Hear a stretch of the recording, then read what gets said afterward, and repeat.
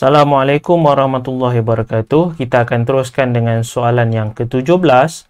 So, macam mana kamu nak tahu soalan ini berkaitan dengan apa? So, kamu bacalah sedikit soalan. So, kalau ikutkan dekat sini, dia bertanya berkenaan dengan jumlah bayaran balik dan juga ansuran bulanan. So, untuk bab ini, untuk soalan ini, dia berada di bawah bab 3, tingkatan 3, di bawah tajuk matematik pengguna, simpanan dan pelaburan, kredit dan juga hutang. Okey. So soalan kamu baca, okey, dia berkenaan dengan apa? So dekat sini sekali imbas kita boleh nampak Encik Hadif ni dia ingin membeli sebuah kereta yang berharga RM152,000. Okey, so cikgu highlightkan sedikit. So itulah harga kereta yang ingin dibeli.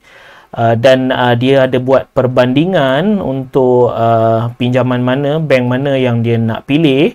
So kalau ikutkan, kita beralih kepada soalan. So soalan kamu, dia suruh kamu kira jumlah bayaran balik bagi pinjaman dengan bank suci. So bermaksud dekat sini untuk bank suci, jumlah bayaran balik dia belum ada. So untuk pengiraan jumlah bayaran balik ni, kita ada satu formula di bawah tajuk simpanan dan pelaburan, kredit dan hutang. So rumus dia adalah A sama dengan P tambah PRT. Okay, so kalau ikutkan P ini adalah apa? P ini adalah principal. Okay, so R ini adalah kadar faedah, manakala T ini adalah masa. So A ini adalah bayaran, jumlah bayaran balik lah. So ini yang kita nak guna. So kita nak kira jumlah bayaran balik. So kita adalah rumus yang macam ni. So kalau ikutkan P ini adalah principal. Principal ni adalah berapa yang kamu nak pinjam lah. So itu adalah principal. Okay, berapa yang kamu nak pinjam. So kalau ikutkan harga kereta adalah RM152,000. Tetapi kalau ditengok kepada bank suci, dia tidak membenarkan untuk meminjam 100%. Tetapi dia hanya membenarkan untuk meminjam 90% sahaja. So kita kena kira terlebih dahulu. Okey, 90 per 100 darab dengan RM152,000. So berapakah prinsipal kamu yang sebenar? Okey, so kalau ikutkan kita boleh tekan macam ni saja, 152,000. So darab dengan 90%. So kita kena tekan shift ratus. Okey, so itulah nilai kamu, iaitu 136. Okey, 800. So RM136,800. Okey, so pastikan nilai dia betul. So kalau ikutkan, inilah kamu punya principal. Okey, so inilah principal kamu. So P kamu, itulah dia. Okey, bukan P kamu 152,000 kerana bank suci dia hanya membenarkan pinjaman sebanyak 90% sahaja. So prinsipal kamu adalah RM136,800. Manakala untuk kamu punya P, so P ni dengan P yang ini adalah P yang samalah. So R kamu iaitu kadar faedah. So kadar faedah adalah 2.1%. Okey, so mana cikgu tahu? So datangnya daripada sini, iaitu 2.1%. Manakala T kamu, tempoh masa. Okey, so T kamu kalau ikutkan 7 tahun lah. Okey, sebab tempoh pinjaman dia adalah selama 7 tahun. So apa yang akan kamu buat? So kamu akan ada pengiraan macam ni lah, RM136,800. Okey, sebentar 100. Okey, so tambah dengan, so P kamu adalah RM136,800 darab dengan 2.1%. Okey, so darab, kita anjakkan sedikit, so darab dengan 7. So kalau ikutkan benda ini perlu dikurungkan lah. Okey, so perlu dikurungkan sebab kamu akan ada pengiraan dekat sini, perlu ditambahkan dengan RM136,800. So barulah kamu dapat nilai A dia. Okey, so kita kirakan terlebih dahulu. Okey, so RM136,800. So darablah dengan 2.1%. Okey, kemudian darablah dengan 7. Okey, so itulah nilai dia. Seharusnya itulah nilai dia. Kita tengok semula tadi 20,000 20109.6. Okey, so inilah pengiraan dia, iaitu 20109.6. Okey, so kamu kena tambahlah dengan nilai yang dekat sini. Okey, so barulah kamu akan dapat jumlah A dia ataupun jawapan A kamu adalah 156,909.60 sen. So kalau ikutkan itulah kamu punya nilai untuk jumlah bayaran balik bagi pinjaman bank suci, RM156,909.60. Okey, habis untuk soalan 1 Roman. So untuk 2 Roman, dia meminta untuk kamu mengira ansuran bulanan bagi kedua-dua bank tersebut. Okey, so bank suci kamu dah tahu nilai dia adalah RM156,909.60. Okey, so dia nak kamu kira ansuran bulanan untuk kedua-dua bank tersebut. So ansuran kamu adalah dalam bentuk bulanan. Okey, dalam bentuk bulanan. Manakala yang diberi kepada kamu ini adalah dalam bentuk tahun. So hati-hati. Okey, so apa yang cikgu cuba maksudkan dekat sini, kamu kena ambil pengiraan 156,909.60 sen bahagi dengan untuk tempoh 7 tahun ini sebenarnya 7/12. Okey, sebab setahun ada 12 bulan. So dah bahagi dengan 84. So dapatlah nilai 1867.97. So ini adalah jawapan untuk ansuran bulanan bagi bank suci. Okey, manakala untuk bank murni pula 190,304. So bahagi dengan 9 tahun. So 12/9 adalah 108.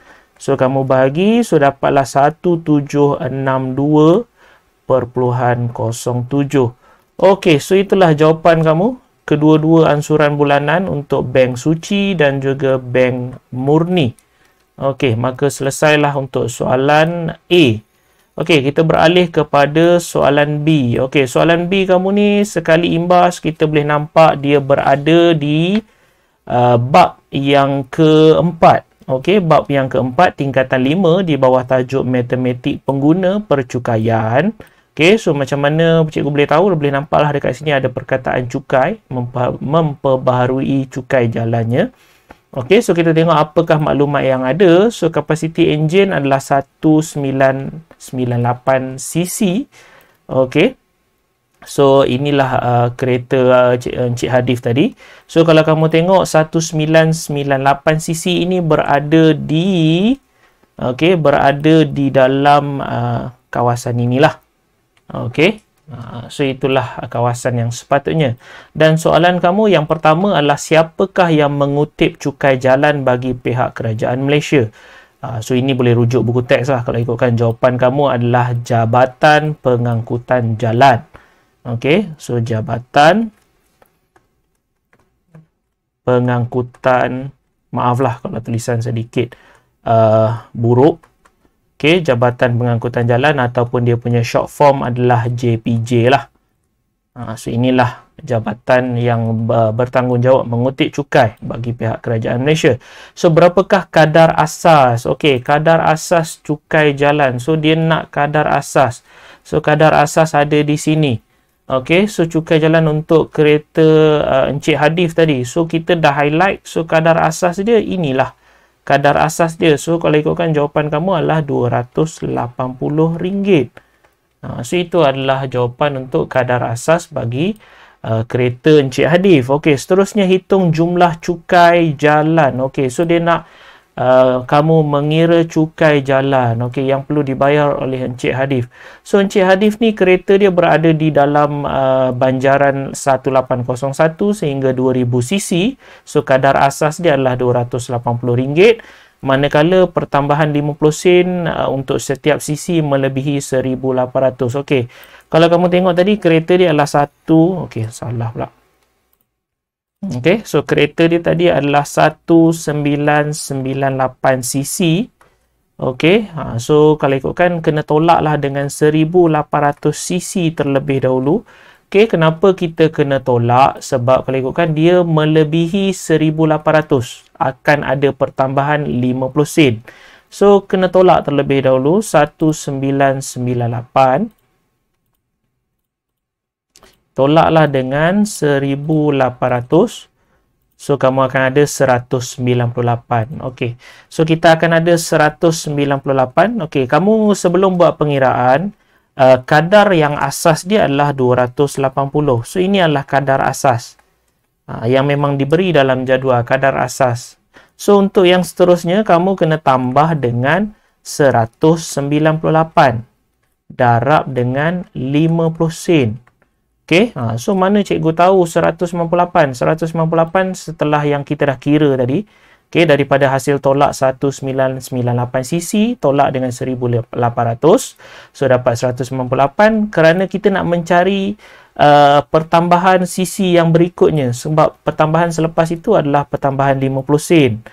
So, kita ambillah nilai 198 darab dengan 50 sen. So, kalau ikutkan, kamu akan dapat di sini nilai dia adalah RM99. Okey, so untuk soalan ini, so kamu tambah je lah. So, kamu akan dapatlah cukai jalannya adalah RM379. Okey, so itulah cukai jalan yang perlu dibayar oleh Encik Hadif. Maka selesailah untuk soalan B. Okey, kita teruskan kepada soalan C.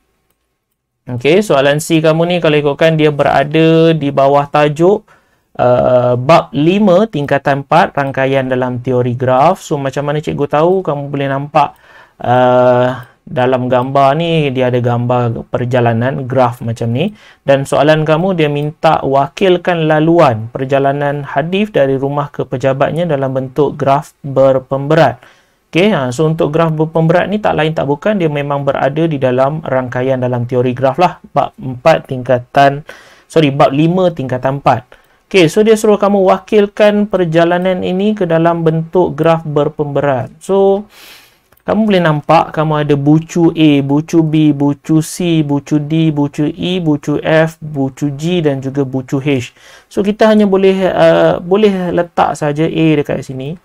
So, B kamu dekat sini. So, mana cikgu tahu? Tengoklah kedudukan asal. C dekat sini. So, D dia akan duduk di bawah sedikit. So, E akan duduk di sini. So, F akan duduk sedikit ke depan. So, H akan duduk di bawah. Okey, manakala G akan duduk di bawah D. Okey, so kamu nak kena lukis A ke B. So, A ke B kalau ikutkan 3. Okey, so mana cikgu tahu A ke B 3? So, dekat sinilah dia. A ke B kamu adalah 3. Manakala B ke C kamu adalah 5. Okey, so B ke D kamu adalah 2. Okey, so D ke G juga 2. Okey, so D ke E adalah 3. Okey, manakala C ke E kamu adalah 2. So, G ke H kamu adalah 10. Alamak. Dia jadi buruk pula dekat situ. Okey, kita cuba sekali lagi. Alright, okey. So, nanti kamu lukislah betul-betul guna pembaris. So, cikgu lukis pakai free-handed sahaja. So, F ke H kamu adalah 5. Okey, so C ke F kalau kamu tengok dia nampak macam gelung. Okey, so bila kita nak lukis graf berpemberat, seharusnya dia hanyalah boleh dilukis sebagai garis lurus sahaja. So, 9. Okey. So, ada lagi yang tertinggal? Ada. Iaitu satu lagi A ke D. Iaitu 4 km. So, ni. Okey. So, kalau ikutkan inilah jawapan yang kita nak. Okey. Jawapan yang kita nak adalah berkenaan dengan laluan perjalanan dalam bentuk graf berpemberat. So, inilah graf dia. So, pemberat dia, inilah pemberat. 10, 5, 9, 2. So, jarak dia, itulah sebenarnya pemberat. Okey, so ini adalah jawapan untuk soalan nombor 1. Okey, untuk soalan nombor 2. Nyatakan laluan terdekat yang boleh diambil sekiranya Hadif perlu mengisi petrol sebelum menuju ke pejabat dan dia harus mengelak. Okey, so ada perkataan mengelak. Mengelak daripada melalui kawasan sekolah. Okey, seterusnya nyatakan jarak. Okey, hadif ni dia perlu ke pejabat. So, pejabat dia adalah pada huruf H. So, pejabat hadif pada H. So, inilah pejabat dia. Okey, so dia daripada rumah. So, rumah dia adalah daripada huruf A. So, rumah. Okey, dia perlu ke pejabat. Okey, so dia perlu ke pejabat. Tetapi sebelum itu, dia perlu mengisi minyak terlebih dahulu. Dan dia harus mengelakkan untuk lalu kawasan sekolah. So, kawasan sekolah berada di graf yang berpemberat 4. So, kawasan sekolah ada dekat sini. So, bermaksud A ke D tak boleh nak lalu. Sebab dia kata dia perlu mengelakkan kawasan sekolah. So, kalau ikutkan perjalanan hadif akan jadi, perjalanan hadif akan jadi A ke B. Okey, kemudian stesen minyak. Stesen minyak kamu berada di huruf E. So, cikgu tulis sebagai SM, stesen minyak. So, A ke B. Kemudian, dia boleh lalu ke D. Cuma dia tak boleh lalu A straight ke D, tak boleh. So, A ke B, B ke D boleh lalu. Okey, kemudian D dia akan pergi ke E untuk mengisi minyak. Okey, so dia akan mengisi minyak. Kemudian, mungkin dia akan ke C. Kemudian dia ke F. Kemudian dia akan ke H. So, kalau ikutkan, kita tulis dahulu yang tu. Okey, ataupun cikgu bagi jawapan teruslah. Okey, seharusnya dia akan lalu D, kemudian dia akan lalu G, kemudian dia akan lalu H. Okey, so kalau kamu tengok dekat sini, dia ada satu trik, iaitu D, kemudian dia kembali ke D semula. Okey, sebab kenapa cikgu cakap ini memang inilah jawapan dia. So, kalau kamu tengok A ke B kamu adalah 3, manakala B ke D kamu adalah 2, D ke E adalah 3. Okey, so E ke D adalah 3 juga. So, D ke G adalah 2 dan G ke H adalah 10. So, kalau kamu tengok dekat sini okey, so kenapakah ini jawapan yang kita nak cari? So, kalau ikutkan kamu tambahlah semua nilai ni sebab soalan dia pun memang dia suruh kamu kirakan jarak. Okey, dalam kilometer. So, kalau kamu tambah ke semua nilai 3, tambah 2, tambah 3, tambah 3, tambah 2, tambah 10. So, jawapan kamu adalah 23 kilometer. Okey. So, inilah perjalanan untuk Encik Hadif. Sorry, bukan betul lah, Encik Hadif ke pejabat dia adalah 23 km. Sebab kalaulah dia daripada A ke B, B ke D, D ke E, kemudian E ke C, C ke F, F ke H. So, kalau ikutkan dia akan dapat nilai 24. Okey, ataupun mungkin dia lalu E ke D. Okey, so A ke B ke C ke E, kemudian ke D, ke G, ke H. So, dia akan jadi 25. So, dia nak jarak yang paling pendek. So, kalau ikutkan inilah trik dia. So, kalau ikutkan perjalanan dia masih lagi valid. Sebab kalau ikutkan kamu sendiri pun sekiranya perjalanan itu lebih pendek. So, kamu akan undur balik ke asal. Kemudian akan teruskan perjalanan. Okey, so kena bijaklah juga untuk mencari jarak yang paling pendek. Okey, dan yang terakhir dia suruh kamu tentukan jumlah darjah bagi graf tersebut. Okey, untuk jumlah darjah dia ada satu rumus iaitu dV sama dengan 2E. So, kalau ikutkan E ini adalah tepi. Okey, so E ini adalah tepi. So, tepi ini adalah garis-garisan yang ada ni lah. So, kalau kamu tengok dekat sini, kamu ada 1, 2, 3, 4, 5, 6, 7, 8, 9, 10. So, kamu ada 10 tepi. Bermaksud kamu akan ada 2.